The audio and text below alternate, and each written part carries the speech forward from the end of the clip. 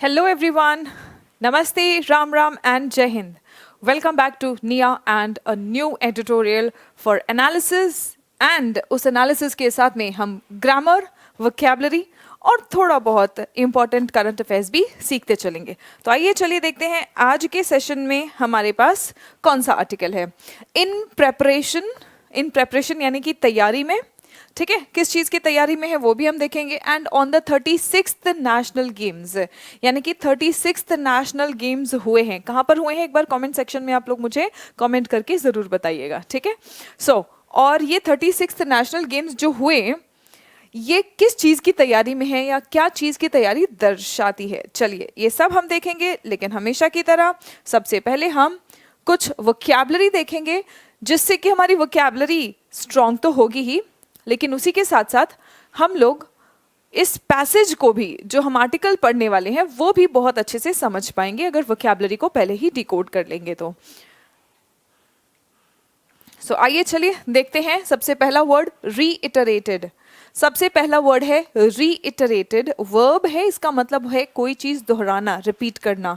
In tandem का मतलब होता है साथ साथ, इन टैंडम का मतलब होता है साथ साथ। स्टार स्टडेड, स्टडेड मतलब जैसे ऐसे अंगूठी हो या कोई मुकुट हो, कोई भी इयररिंग्स, कोई भी चीज़ होती है उसमें हीरे जड़े हुए होते हैं, है ना। सो स्टार्स का मतलब होता है सितारे, सितारे जड़े हुए, है ना। Star studded featuring a number of famous people, ये हम स्टार स्टडेड, सितारे जो फेमस लोग होते हैं इनको हम सितारों से ही कंपेयर करते हैं, है ना। आप कहते भी हैं फिल्मी सितारे, फिल्म स्टार्स, राइट। सो स्टार स्टडेड इवेंट अगर मैंने कहा इसका मतलब कोई ऐसा इवेंट जहां पर बहुत सारे फेमस लोग आए, ठीक है। So star studded featuring a number of famous people specially actors और स्पोर्ट्स प्लेयर्स। टम्बल्ड, टम्बल का मतलब होता है कीमत गिराना, गिरावट आना, कम होना, ठीक है। देन ग्रीफ का मतलब होता है शोक। Hog the limelight, hog the limelight का मतलब होता है आकर्षण का केंद्र बनना, सबका ध्यान अपनी ओर आकर्षित कर लेना। लाइमलाइट मतलब आकर्षण और हॉग मतलब उसको अपनी ओर आकर्षित कर लेना, to get more attention than anyone और anything else in a situation. Splurge करना मतलब क्या है? स्प्लर्जिंग का मतलब होता है पैसे उड़ाना, बेफिजूल के या जरूरत से ज्यादा पैसे खर्च करना, उसको हम कहते हैं स्प्लर्जिंग। स्प्लर्जिंग मतलब एन ऑस्टेंटेशियस एफर्ट, ऑस्टेंटेशियस मतलब दिखावे के चक्कर में बहुत पैसे उड़ाना। डिस्प्ले और एक्सपेंडिचर, राइट। चलिए अब हम लोग शुरू करते हैं अपना आज का एडिटोरियल। इन प्रेपरेशन, इन प्रेपरेशन मतलब यानी कि तैयारी में। अब ये आर्टिकल जो है ये दिखा रहा है कि जो भी हम बात करने वाले हैं ये किसी और बड़े मकसद की तैयारी दिखा रही है, ठीक है। और टॉपिक क्या है? 36th national games. अब कहाँ पर हुआ था ये? गुजरात में हुआ था, जी हाँ। Gujarat showed a mega event can be hosted, host करना मतलब वहां पर आयोजन करना। तो गुजरात ने दिखाया कि एक मेगा इवेंट, मेगा इवेंट मतलब बड़े स्तर पर अगर कोई इवेंट हो रहा है तो वो उसका आयोजन किया जा सकता है विदाउट स्प्लर्जिंग ऑन इंफ्रास्ट्रक्चर, इंफ्रास्ट्रक्चर पर बहुत ज्यादा पैसे खर्च किए बिना, बेफजूल के खर्च किए बिना भी बहुत ही अच्छे तरीके से एक बड़े स्तर का इवेंट होस्ट किया जा सकता है, ये गुजरात ने दिखाया है। कैसे? 36th नेशनल गेम्स को अच्छे तरीके से कंडक्ट करके। The successful conduct of the 36th national games across 6 cities of Gujarat. कहां पर हुआ है ये? गुजरात के 6 शहरों में इन नेशनल गेम्स का आयोजन किया गया था। रीइटरेटेड इंडियाज ऑर्गेनाइजेशनल स्किल्स, यानी कि इंडिया का ऑर्गेनाइजेशन या मैनेजमेंट, ऑर्गेनाइजेशनल स्किल्स जो है इंडिया का, ये बहुत ही अच्छे से गुजरात ने दर्शा दिया, ठीक है। रीइटरेट किया, दोबारा, मतलब हम पहले भी कई बार ये दिखा चुके हैं और अब इस 36th नेशनल गेम्स के अच्छे कंडक्ट के बाद दोबारा से हमने इस बात को कंफर्म कर दिया है कि हम बहुत ज़्यादा पैसा खर्च किए बिना भी अच्छा इवेंट ऑर्गेनाइज कर सकते हैं। For a country aiming to host the Olympics, हम एक ऐसी देश हैं जो ओलंपिक्स को होस्ट करने की महत्वाकांक्षा इच्छा रखते हैं। सो हमारे लिए for a country aiming to host the Olympics conducting the national games with just 3 months notice, सिर्फ 3 महीने का नोटिस, यानी 3 महीने का समय मिला था। मतलब 3 महीने पहले बताया गया कि भाई नेशनल गेम्स जो है वो गुजरात में कंडक्ट होंगे, और 3 महीने के अंदर अंदर एक बहुत ही शानदार तैयारी करके बहुत ही अच्छे तरीके से इन नेशनल गेम्स को होस्ट किया गया। ठीक है, और ये बहुत पॉजिटिव है, ये इंडिया का अच्छा ऑर्गेनाइजेशनल स्किल्स दिखाता है। Conducting the national games with just 3 months of notice spoke of its administrative speed. Speak of का मतलब होता है दर्शाना। ठीक है, तो 3 महीने की तैयारी में 3 महीने की नोटिस में 3 महीने के समय में अच्छी तैयारी करना दिखाता है, क्या दिखाता है? इंडिया की एडमिनिस्ट्रेटिव स्पीड, यानी कि जल्दी डिसीजंस लेके उनको इम्प्लीमेंट भी किया जा सकता है। The state and central governments in a star studded affair. ठीक है, यानी कि जो स्टेट गवर्नमेंट है वो भी और सेंट्रल गवर्नमेंट, इन दोनों ने मिलके स्टार स्टडेड अफेयर, यानी कि बहुत फेमस लोग भी वहां पर आए थे। Even though several top athletes pulled out due to fitness issues, कई सारे टॉप एथलीट्स भी हैं जिन्होंने फिटनेस इश्यूज की वजह से पुल आउट करना, मतलब उन्होंने पार्टिसिपेट नहीं किया, हिस्सा नहीं लिया। लेकिन फिर भी स्टेट गवर्नमेंट ने और सेंट्रल गवर्नमेंट ने in a star studded affair, ठीक है, उन्होंने क्या किया है? The participation of Mirabai Chanu, Lovlina Borgohain, Achanta Sharath Kamal, Hima Das, Dutee Chand, Atanu Das and B Sai Praneeth added value. ये जो हम लोगों ने स्पोर्ट्स पर्सन्स का नाम लिया, इन लोगों ने पार्टिसिपेट किया, और सेंट्रल गवर्नमेंट और स्टेट गवर्नमेंट ने साथ साथ मिलकर एक बहुत ही अच्छा एडमिनिस्ट्रेटिव स्पीड दिखाया इस गेम को सक्सेसफुली कंडक्ट होने में। There were some exceptional performances, याद रखना एक्सेप्शन का मतलब होता है अपवाद, लेकिन एक्सेप्शनल का मतलब होता है बाकियों से हटके, बहुत ही जो हम कहते हैं ना उम्दा performance. So exceptional performances, there were some exceptional performances as 38 games records tumbled in athletics and 36 in aquatics. ठीक है, पोल वॉल्टर्स कौन कौन है? Rosy Meena Paulraj and Siva Subramaniam. 35 kilometre race walker Ram Babu and weight lifters N Ajith men's 73 kg category में है, and Shambhu Lapung ये mains 96 kg category में है। They were among those who set new national marks. Set new marks का मतलब होता है नई बुलंदियों को छूना। सेट न्यू नेशनल मार्क्स मतलब हो सकता है कि वो स्टेट या जोनल लेवल पे तो अच्छे थे, लेकिन नेशनल लेवल पे उन्होंने नई बुलंदियों को हासिल किया। सर्विसेज कॉन्टिन्यूड इट्स डोमिनेंस का मतलब होता है प्रधानता। सर्विसेज ने अपनी प्रधानता बनाए रखी। As it topped the medals table. अब ये सर्विसेज है कौन? सर्विसेज यानी कि ये एक ऐसी बॉडी है, सर्विसेज स्पोर्ट्स कंट्रोल बोर्ड, ये हमारे इंडियन आर्म्ड फोर्सेस को रिप्रेजेंट करती है नेशनल गेम्स में। ठीक है, सो यहाँ पर ये पार्टिसिपेट करने वाले कौन होते हैं? हमारे इंडियन आर्म्ड फोर्सेस के पर्सनल्स होते हैं। ठीक है, इन्होंने टॉप किया है मेडल्स का जो टैली होता है, 61 गोल्ड, 35 सिल्वर और 32 ब्रॉन्ज मिला है। ठीक है, एंड इन्होंने क्लेम किया, मतलब अपना दावा किया, the prestigious Raja Bhalindra Singh cup. अब ये राजा भलिंदर सिंह कप किसे दिया जाता है? नेशनल गेम्स में जिसको सबसे अधिक स्वर्ण पदक मिलता है उसे दिया जाता है। हाईएस्ट नंबर ऑफ स्वर्ण पदक जिसे मिलता है उसे दिया जाता है। और ये किसे दिया गया? सर्विसेज को, यानी कि सर्विसेज स्पोर्ट्स कंट्रोल बोर्ड को, जो कि इंडियन आर्म्ड फोर्सेस को रिप्रेजेंट करता है। और ये लगातार चौथी बार है कि सर्विसेज को ये अवार्ड मिला है। लगातार 4 बार से इन्हीं को सबसे ज्यादा स्पोर्ट्स में, नेशनल लेवल गेम्स में सबसे अधिक स्वर्ण पदक मिल रहे हैं।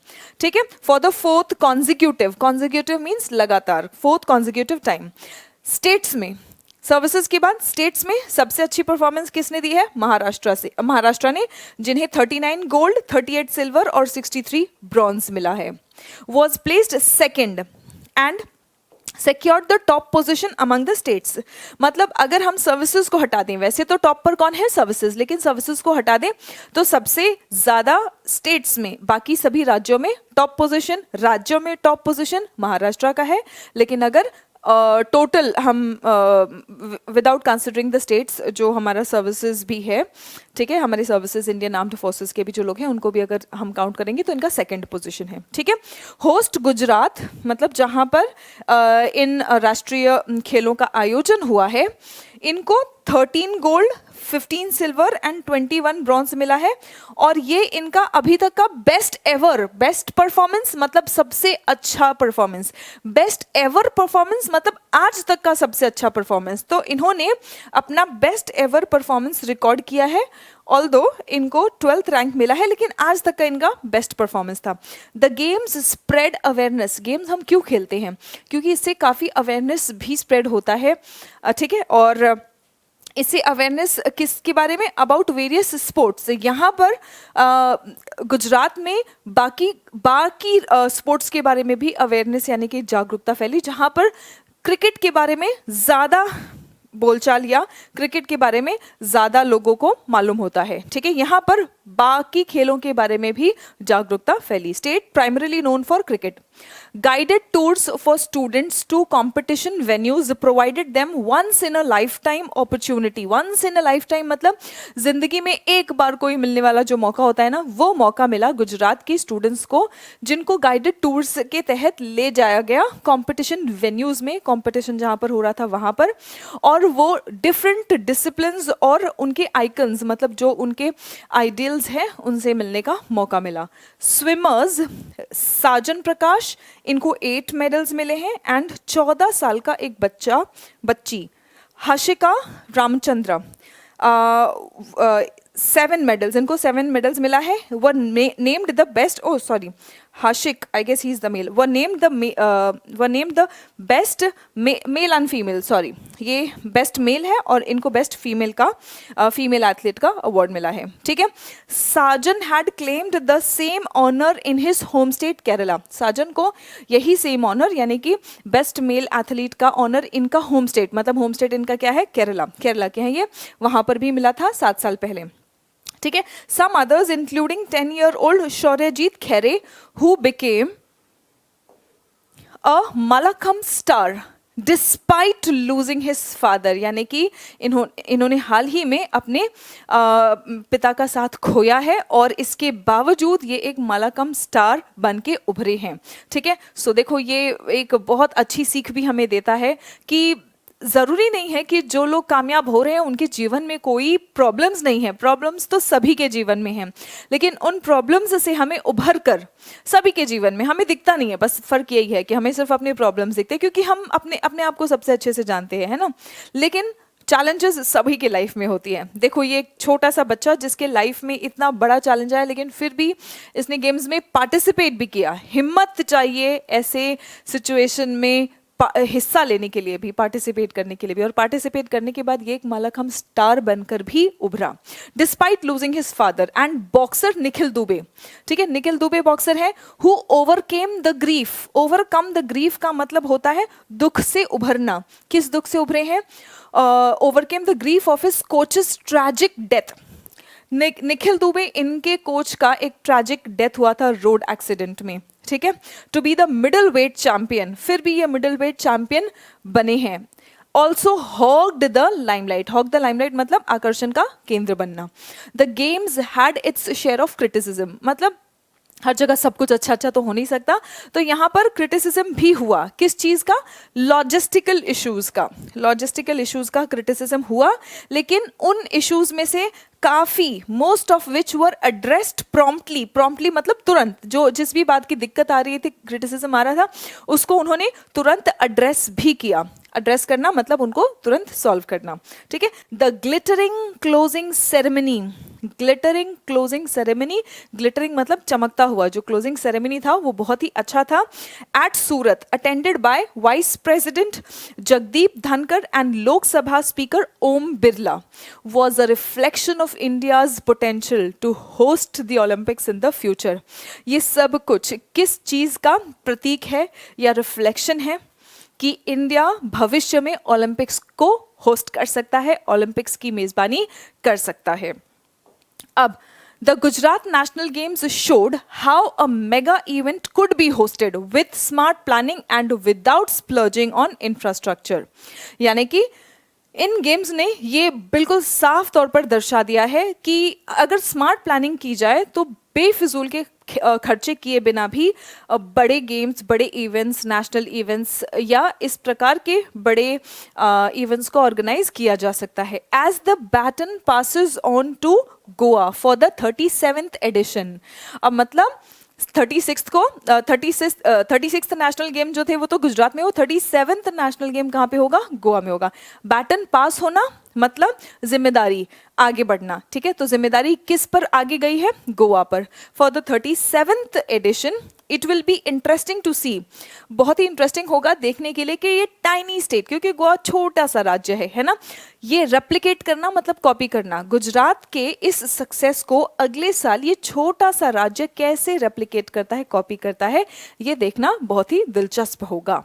Right, okay, so this is the article for today and इस आर्टिकल के जरिए आपको अपनी रीडिंग स्किल्स भी इंप्रूव करना है, थोड़ा बहुत करंट अफेयर्स भी आपका ब्रशअप होता रहेगा, लेकिन हमारा मेजर फोकस होगा अपनी वोकैबुलरी इंप्रूव करने में और अपनी रीडिंग स्किल्स को इंप्रूव करने में।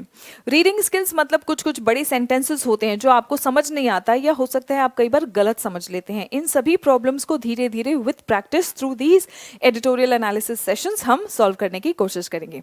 मिलते हैं हम लोग अगले एडिटोरियल में, तब तक अपना ख्याल रखें, स्वस्थ रहें, मस्त रहें, पढ़ते रहें और आगे बढ़ते रहें। जय हिंद एवरीवन।